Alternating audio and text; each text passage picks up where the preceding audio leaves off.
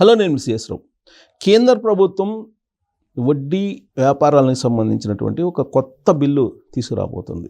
దాంట్లో వడ్డీ తీసుకున్నటువంటి వాళ్ళకన్నా కూడా ఇచ్చినటువంటి వాడిని నేరస్తునిగా పరిగణించబోతున్నారు అనేది ఒక చర్చ జరుగుతుంది. అసలు ఆ బిల్లులో ఏముంది, అది చట్ట రూపంలోకి వస్తే ఏమవుతుంది అనే దాని మీద మనం వివరణ తీసుకునేటువంటి ప్రయత్నం చేద్దాం. ప్రస్తుతం మన దగ్గర అడ్వకేట్ హైకోర్టు బాలా గారు ఉన్నారు, ఇంటరాక్టివ్లో. హలో బాలా. నమస్తే. నమస్తే, ఎలా ఉన్నారు? Yeah good. సో ఒక కొత్త యాక్ట్ ఏదో వస్తుందని చెప్పేసి ఆర్థిక మంత్రి నిర్మలా సీతారామన్ గారు ఆ మధ్యకాలంలో మాట్లాడారు. ఈ వడ్డీ వ్యాపారం ఇచ్చిన వాళ్ళకే అది డ్రాఫ్ట్ కూడా ఆల్రెడీ రెడీ చేసి ఇప్పుడు పబ్లిక్ ఒపీనియన్స్ గురించి పెట్టున్నారు. యాక్చువల్గా ఎందుకు యాక్ట్ వచ్చిందంటే మనం రీసెంట్గా కొన్ని చూసాం. అంటే చాలా మంది మీరు అన్నట్టు దీంట్లో భయపడేది ఏంటంటే కామన్ మ్యాన్ కు ఇండివిజువల్గా ఇచ్చే వడ్డీ వాళ్ళకు పరిస్థితులు భయమేమో అని అనుకుంటున్నారు చాలా వరకు. సపోజ్ ఇప్పుడు మీరున్నారు, మీ ఫ్రెండ్కి ఎవరో మీరు అప్పించుంటారు, అది నా పరిస్థితి ఏంటి. సో ఆ భయం ఎక్కువగా వచ్చేసింది ఇది పబ్లిక్లో మీడియాలోకి వెళ్ళిపోయిన తర్వాత. వాస్తవంగా ఇది ఎందుకు తీసుకురావాల్సిన పరిస్థితి వచ్చిందంటే చాలా వరకు 21 యాక్ట్స్ అని ఉంటాయి. ఇందులోనే ఈ యాక్ట్లోనే 21 యాక్ట్లు అనేది ఉన్నాయి. ఏ యాక్ట్లో రెగ్యులేషన్స్ చేస్తాయి ఏంటని అంటే నాట్ సెక్షన్స్, 21 చట్టాలు ఉన్నాయి. ఈ చట్టాల ప్రకారము ఈ లెండింగ్ కంపెనీస్ అన్ని ఫాలో అవ్వాలి. ఇది కాకుండా ఎవరైనా ఒకవేళ ఇల్లీగల్గా చేస్తే వాళ్ళని బ్యాన్ చేయడం కోసం, పనిష్ చేయడం కోసము, వాళ్ళకు రెగ్యులేషన్స్ ఉండడం కోసమే ఈ యాక్ట్ అనేది తీసుకురావడం జరిగింది. ఈ యాక్ట్ పేరు ఏంటి అంటే banning of unregulated lending activities. అంటే రెగ్యులేట్ చేసే యాక్టివిటీస్ వేరు, అన్రెగ్యులేటెడ్ వేరు. సపోజ్ మీరు ఒక ఇన్సూరెన్స్ తీసుకున్నారనుకోండి, దానికి IRD అనేది ఉంటుంది, దట్స్ అ రెగ్యులేటర్ బాడీ.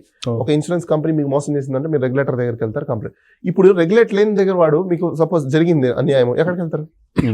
కింద ఇప్పుడు రెగ్యులేట్ కానిటువంటిది ఇప్పుడు మనం ప్రామిసరీ నోట్ రాసి తీసుకుంటాం, అది రెగ్యులేటర్. ప్రామిసరీ నోట్ అనేది కూడా దేర్ ఈజ్ యాక్ట్, దానికి ఒక చట్టం ఉంది. మీరు చెప్పిన 21 యాక్ట్స్ లో ఒకటి ఉందా? సపోజ్ ఇప్పుడు మీకు ఒక ప్రామిసరీ నోట్ రాశారనుకోండి, రాసినప్పుడు వాడు డబ్బులు ఇవ్వకపోతే ఎక్కడికి వెళ్తారు? వెళ్ళడానికి దానికి ఒక రెగ్యులేషన్ కూడా ఉంది. ఏంటి? సివిల్ కోర్టుకి వెళ్తారు. సో సివిల్ కోర్టులో ఫైల్ చేసి డబ్బులు వసూలు చేసుకుంటారు. అక్కడ కూడా ఒక రెగ్యులేషన్ ఉన్నట్టే. అంటే కోర్టు మీకు రెగ్యులేటర్ అథారిటీని ఎందుకు పెడతారో, రెగ్యులేటర్ బాడీస్ని ఎందుకు పెడతారంటే ప్రతిదీ కోర్టుకి వెళ్ళాలంటే కష్టం కాబట్టి కొన్ని కోర్టుకి అవుట్ ఆఫ్ ద కోర్ట్ ఇట్లాంటి సిస్టమ్స్ని పెడతారు. క్వాజీ జ్యుడిషియల్ సిస్టమ్ అని అంటారు దీన్ని. లేదు అంటే అడ్జుడికేషన్ సిస్టమ్స్. అంటే వీళ్ళు ఏంటంటే ఫుల్లీ జ్యుడిషియల్ పవర్స్ ఉండవు, సెమీ జ్యుడిషియల్ పవర్స్ ఉంటాయి. కొన్ని సివిల్ సమన్ చేయడము, నోటీస్ ఇవ్వడము, రికార్డ్స్ని కాల్ఫర్ చేయడము, ఇట్లాంటి పవర్స్ వాళ్ళకు ఉంటాయి. సో దట్ వాళ్ళు ఇమీడియట్లీ డిస్పోజ్ చేయడం కానీ, లేకపోతే కేసుని తొందరగా దాన్ని కంప్లీట్ చేసి న్యాయం చేయడం అని చేస్తుంటారు. ఇన్ కేసు అక్కడ ఒకవేళ అన్యాయం జరిగితే మళ్ళీ కోర్టుకు వెళ్ళచ్చు. అంటే ప్రతిదీ కోర్టుకు అనేది లేకుండా ఎట్లా లోక్ అదాలత్లు లేకపోతే ఆర్బిట్రేషన్ ఏ విధంగా అయితే ఉన్నాయో ఆ విధంగా ఒక రెగ్యులేటరీ సిస్టమ్ అనేది ఉండాలి. ఈ రెగ్యులేటరీ సిస్టమ్ ఉండడం అనేది అవుతుందంటే గ్రీవెన్స్ ఇమీడియట్లీ సాల్వ్ అవుతుంది. ఒక గ్రీవెన్స్ ఏదైనా ఉంది అంటే ఇమీడియట్లీ సాల్వ్ అవుతుంది. ఆ సాల్వ్ అయిన దాంట్లో మీరు సాటిస్ఫై అవ్వకపోతే నేను కోర్టుకు వెళ్ళొచ్చు. సో ఇక్కడ ఏంటి, అన్రిజిస్టర్ ఉన్న వాటికి అన్నిటికీ ఏమైపోతుందంటే ఎవరిని అడగాలి, ఎవరిని అప్రోచ్ అవ్వాలి, అది అర్థం కాక జనాలందరూ మనం రీసెంట్గా చూసాం. నాకు తెలిసి కోవిడ్ స్టార్ట్ అయిన దగ్గర నుంచి ఇది బాగా ఫేమ్ అయిపోయింది అనుకుంటాను. ఏవి ఆన్లైన్ లెండింగ్స్ యాప్స్ కావచ్చు, లేకపోతే ఏవో చైనా యాప్స్ అని చెప్పేసి అని కొన్ని, లేకపోతే ఇంకా రకరకాల ఇలాంటి యాప్స్ అన్ని తయారు చేసి మీకు 5,000 రూపాయలు 10,000 రూపాయలు లోన్ ఇచ్చేసి మీ దగ్గర నుంచి మొత్తం అంతా డేటా అంతా తీసుకొని మీ వాళ్ళకి ఫోన్ చేయడము, మీ బంధువులకు ఫోన్ చేయడము, మీ న్యూడ్ ఫొటోస్ తీసుకోవడము, మిమ్మల్ని హరాస్ చేయడము, దాని మెంటల్ టెన్షన్ తీసుకొని సూసైడ్లు చేసుకోవడము, ఇలాంటివన్నీ ఏదైతే జరుగున్నాయో ఇవన్నీ చూసి వాళ్ళు అలాంటి వాళ్ళు ఎవరైనా ఉంటే మాత్రం వాళ్ళ మీద కంప్లైంట్ వస్తే అప్పుడు ఈ బాడీ యాక్ట్ అవుతుంది. ఇచ్చినటువంటి వాడే నేరస్తుడు. Yes, definitely. అప్పు ఇచ్చినాడు అంటే మీరు చెప్పేది ఆన్లైన్ పేమెంట్స్. ఇది ముఖ్యంగా ఎక్కువ శాతము ఎవరికి అంటే ఆన్లైన్లో లెండింగ్ ఎవరైతే చేస్తున్నారో అన్రెగ్యులేటర్గా ఉన్నారో వాళ్ళకి ఇది ఎక్కువగా అప్లై అవుతుంది. ఇప్పుడు అన్రెగ్యులేటర్ ఇక్కడ మీకున్న భయం ఒకటి నేను తీరుస్తాను ఇప్పుడు. ఎందుకంటే ఇది సామాన్యుడు కూడా ఉన్న భయమే. నేను నా ఫ్రెండ్కి డబ్బులు ఇచ్చాను, నా డబ్బులు రావు, ఇప్పుడు నేను ఎట్లా నా పరిస్థితి. ఎవరికైనా ఈ షో చూసే వాళ్ళు గుర్తుపెట్టుకోండి, మీరు మీ ఇంట్లో మీ బ్రదర్కైనా మీ సిస్టర్కైనా ఇంక్లూడింగ్ మీ వైఫ్కైనా, ఇంక్లూడింగ్ వైఫ్ కూడా మీరు లెండ్ చేస్తున్నాను అని అనుకుంటే, అంటే అప్పు ఇస్తున్నాను అని అనుకున్నప్పుడు, అది తిరిగి తీసుకోవాలన్న ఇంటెన్షన్స్ మీకు ఉంది అని అనుకున్నప్పుడు ఖచ్చితంగా ప్రామిసరీ నోట్ అనేది రాసుకోండి. ప్రామిసరీ నోట్ అనేది ఇట్స్ లీగలైజ్డ్. సో అక్కడ మీరు కొంచెం సేఫ్ అవుతారు. ఎందుకు? రిలేటివ్స్కి, ఫ్రెండ్స్కి అలా ఇచ్చుకోవచ్చు మనం. రైట్. మళ్ళీ మీరు అలా కాదు అని చెప్పేసి బిజినెస్ పెట్టాలనుకున్నారనుకోండి, దానికి సపరేట్ గా పాన్ బ్రోకరేజ్ రిజిస్ట్రేషన్ ఒకటి చేసుకోవాలి. అదే ఫైనాన్స్ లోకల్ ఫైనాన్స్ ప్రతి స్టేట్ కి ఒక యాక్ట్ ఉంటుంది. ఆ లోకల్లో మీరు రిజిస్ట్రేషన్ చేసుకోవాలి. ఇది ఫైనాన్స్ బిజినెస్ చేస్తే. లేదు ఇప్పుడు మీరేంటి, మీ దగ్గర బాగా డబ్బులు ఉన్నాయి, మీకు మీ బంధువులకో మీకు తెలిసిన వాళ్ళకో మీ ఫ్రెండ్స్కి మాత్రమే మీరు ఇస్తారు, ప్రామిసరీ నోట్ రాసుకుంటున్నారు, ఇట్స్ నాట్ అ బిజినెస్ అనుకోండి. సపోజ్ మీ బిజినెస్ అంటే ఏంటంటే ఇక్కడ రెండు డిస్టింగ్విష్లు చెప్తాను నేను మీకు. మీరు అనొచ్చు సార్ మరి కొంతమంది ఎక్కువగా ఇలాంటి రొటేషన్స్ చేస్తుంటారు కదా, చాలా మంది మరి వాళ్ళని అయితే వాళ్ళకి ఇది కాకుండా అంటే ఫైనాన్సింగ్ కాకుండా వేరే బిజినెస్ ఉంటే ఇది ప్రైమరీ కాదు. సపోజ్ ఇదే ప్రైమరీ అనుకోండి, ఖచ్చితంగా వాళ్ళు రిజిస్ట్రేషన్ చేసుకోవాలి. ప్రైమరీ కాకుండా సెకండరీ ఉందనుకోండి, then registration is not required. Personal వాళ్ళకే కదా ఇస్తారు, ఫ్రెండ్స్ కో లేకపోతే మీ బంధువులకో లేకపోతే రిలేషన్స్ కో ఇస్తారు. అలాంటి వాటికి ఇట్స్ నాట్ నెసెసరీ. నాకు ఒక డౌట్ ఉంది. ఇప్పుడు నాకు తెలిసినటువంటి వాళ్ళే వితౌట్ రిజిస్ట్రేషన్ దాదాపు 10-15 కోట్లు మార్చే వాళ్ళు ఉన్నారు ఈ ప్రామిసరీ నోట్ రూపంలో. అది లీగలా?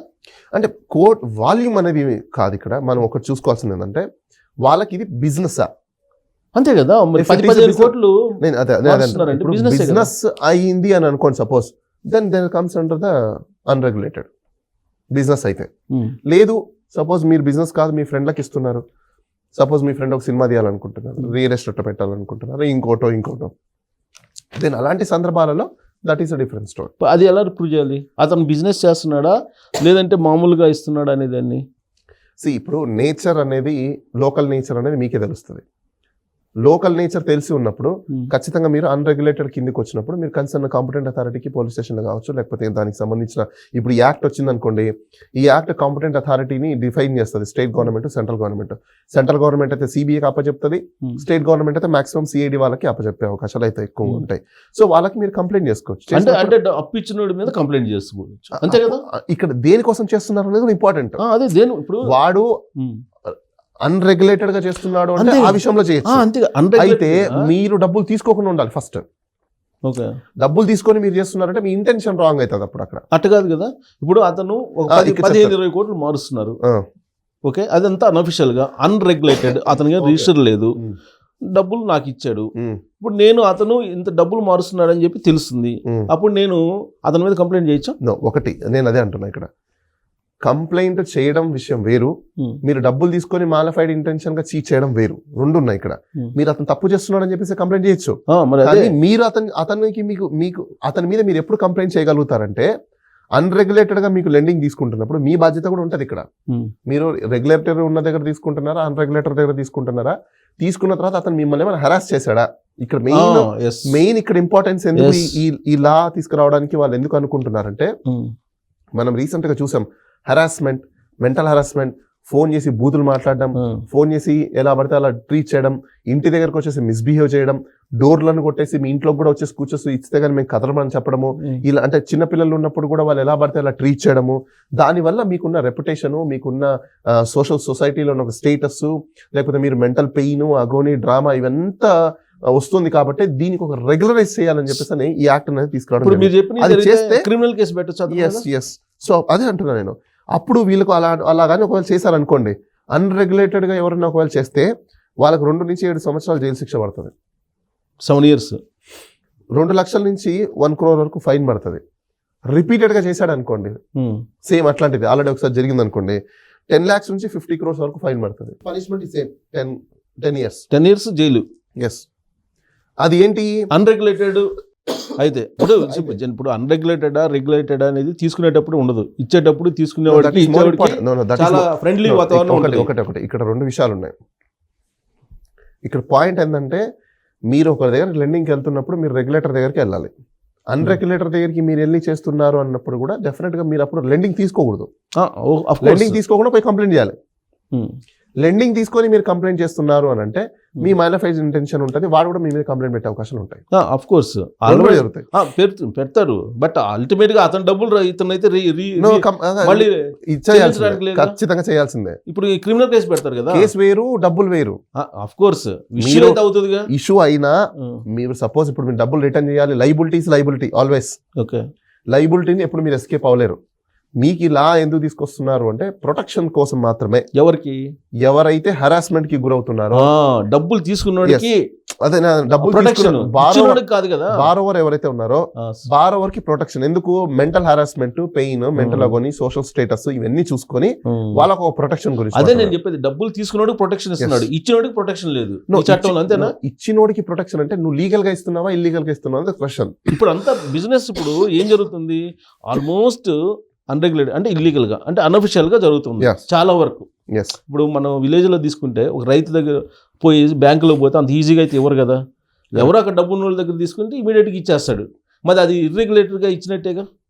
అక్కడ ఇంకోటి మనం చూసుకోవాలి, ఇప్పుడు ఎటువంటి ప్రామిసరీ నోట్ కానీ లేకపోతే ఎటువంటి లెండింగ్ కి సంబంధించిన లా ప్రకారంగా అగ్రిమెంట్స్ కానీ ఇవేమీ లేకుండా చేస్తే అది అన్రెగ్యులేటెడ్. ఇప్పుడు రెగ్యులేటరీ అన్రెగ్యులేటెడ్ ఇచ్చాడు అతను అంటే అతను అయితే రిటర్న్ చేసి ఉండాలిగా. రిటర్న్ చేయకుండా అతను ఈ డబ్బులు ఇస్తే అతను నేరస్తుడేగా. ఇన్కమ్ ట్యాక్స్ ప్రకారం వాళ్ళు ఖచ్చితంగా మరి అదే చెప్పండి.